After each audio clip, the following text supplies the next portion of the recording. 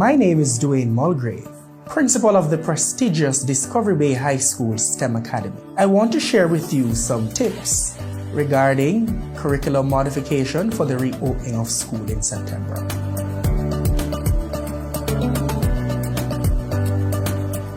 The COVID-19 pandemic has really caused all principals to look at their school and will have to really operate in this new normal. And so it is imperative that all principals look at the national standards curriculum that is to be offered to the children and to ensure that the requisite modifications and adaptations take place. In fact, that is something that all schools should do.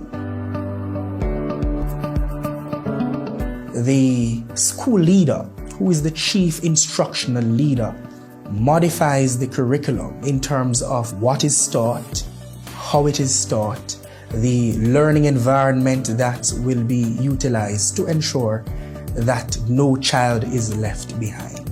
And so I want to share with you some tips and tricks in that regard. Tip number 1, ensure that the students upon their return, that they be tested as soon as possible to ensure that gaps in their learning are identified so that the requisite plans can be made to address these learning gaps and these deficiencies that they will come with.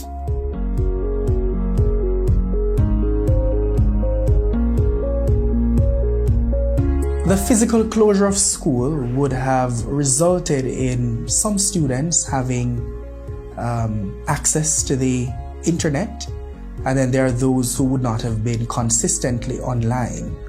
And so it is important that all students are catered to in terms of their education in that period of closure. And so it is the responsibility of the curriculum implementation team to ensure that all that would have been taught in that period of physical closure is revised, is mopped up, and to ensure that all students are on a level playing field. And so it is important that the CIT, who really looks at the curriculum and modifications to the curriculum, that they look now at what it is will be revised. And of course, certainly you are doing this kind of revision based on the diagnostic tests that would have been done to ascertain what the deficiencies are. Here at the Discovery Bay High School, we are conscious of the fact that teaching and learning is not just about the cognitive, but the affective domain has to be taken care of as well. And so we really believe in giving our students the psychosocial support needed for them to really blossom into the best versions of themselves. We have already done a survey to identify the gaps in learning and also to identify the impact of the crisis on the social and emotional well-being of our students. This survey will help us to craft the requisite strategies to support our students in a multidimensional way. After the gaps in learning have been identified through testing, it is important that the curriculum implementation team crafts an action plan to address the gaps in learning. And it is from this action plan that the individual teachers will write their own action plans to address the unique needs of their children. The survey that I mentioned before would have identified that students have varied learning styles. There are those students who prefer face-to-face interaction, and then there are those students who don't mind learning online. And so for those who prefer this kind of face-to-face interaction in the teaching learning experience, it might be necessary to look at extending the day, look at adding additional sessions to the timetable to ensure that these students who prefer face-to-face interaction, they get that additional time. To ensure physical distancing in terms of the teacher-student ratio and to take care of those students who have comorbidities. It is important that a blended approach to the delivery of the curriculum be considered.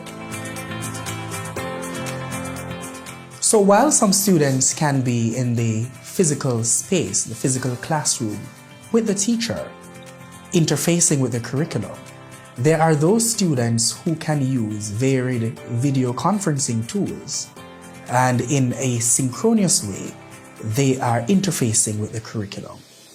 As the leader of this institution, I have uploaded the course outlines to the varied online platforms that we are using, Google Classroom, and to our learning management system, to ensure that those who will be learning from home through this blended approach that we'll be using, whatever the case may be, they will have access to the course outlines.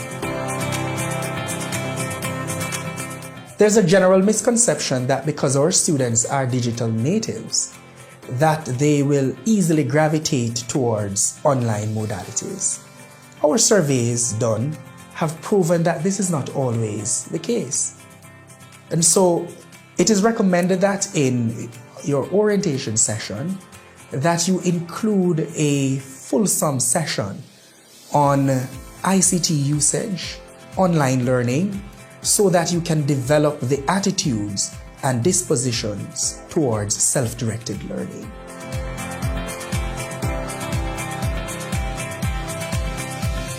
So colleagues, these are some general tips with regard to curriculum modification that you can consider as we move forward in this new normal to ensure that no child is left behind. Certainly here at the Discovery Bay High School, these are some of the strategies that will be employed to ensure that our school continues to grow from strength to strength.